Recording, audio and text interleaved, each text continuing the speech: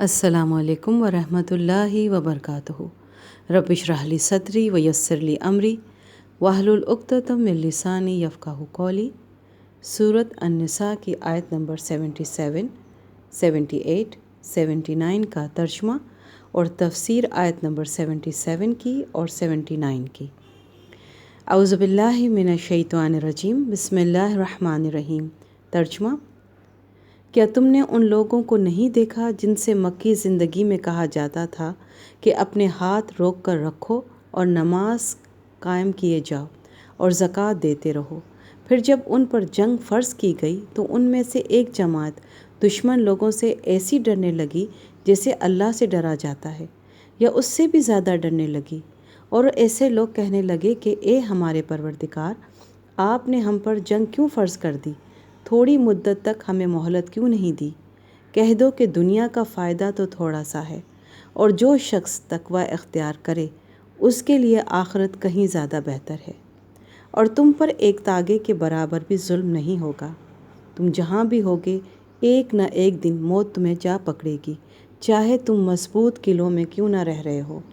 اور اگر ان منافقوں کو کوئی بھلائی پہنچتی ہے تو وہ کہتے ہیں کہ یہ اللہ کی طرف سے ہے، اور اگر ان کو کوئی برا واقعہ پیش آ جاتا ہے تو اے پیغمبر، وہ تم سے کہتے ہیں کہ یہ برا واقعہ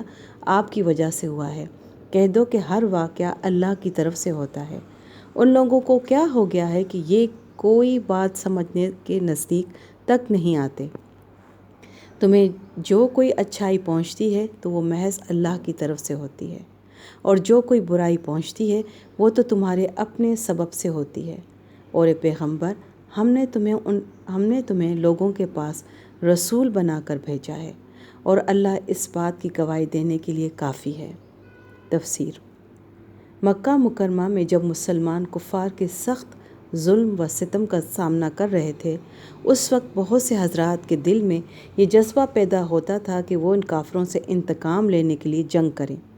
لیکن اس وقت اللہ تعالیٰ کی طرف سے جہاد کا حکم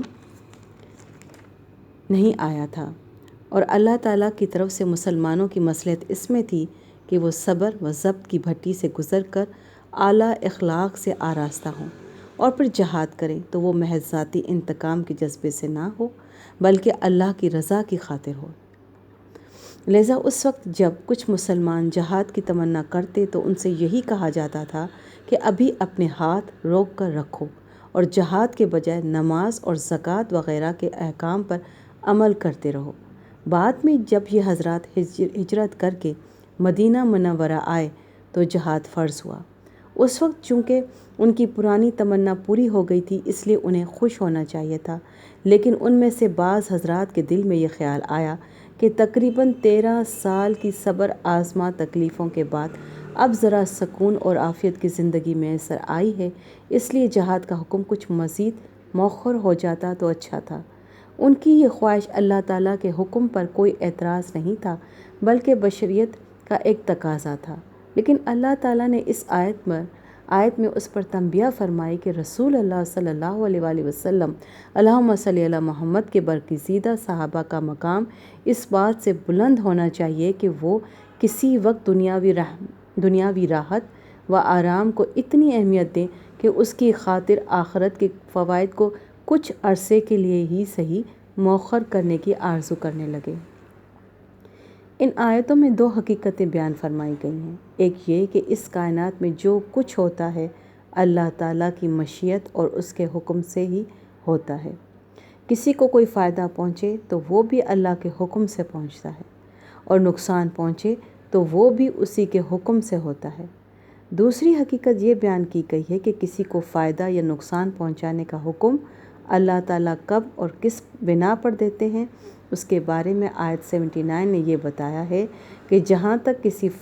کسی کو فائدہ پہنچنے کا تعلق ہے، اس کا حقیقی سبب صرف اللہ تعالیٰ کا فضل ہوتا ہے، کیونکہ کسی بھی مخلوق کا اللہ تعالیٰ پر کوئی اجارہ نہیں آتا کہ وہ اسے ضرور فائدہ پہنچائے، اور اگر اس فائدے کا کوئی ظاہری سبب اس شخص کا کوئی عمل نظر آتا بھی ہو تو اس عمل کی توفیق اللہ تعالیٰ ہی کی طرف سے ہوتی ہے، اس لیے وہ اللہ تعالیٰ کا فضل ہی فضل ہے اور شخص کا کوئی ذاتی استحقاق نہیں ہے۔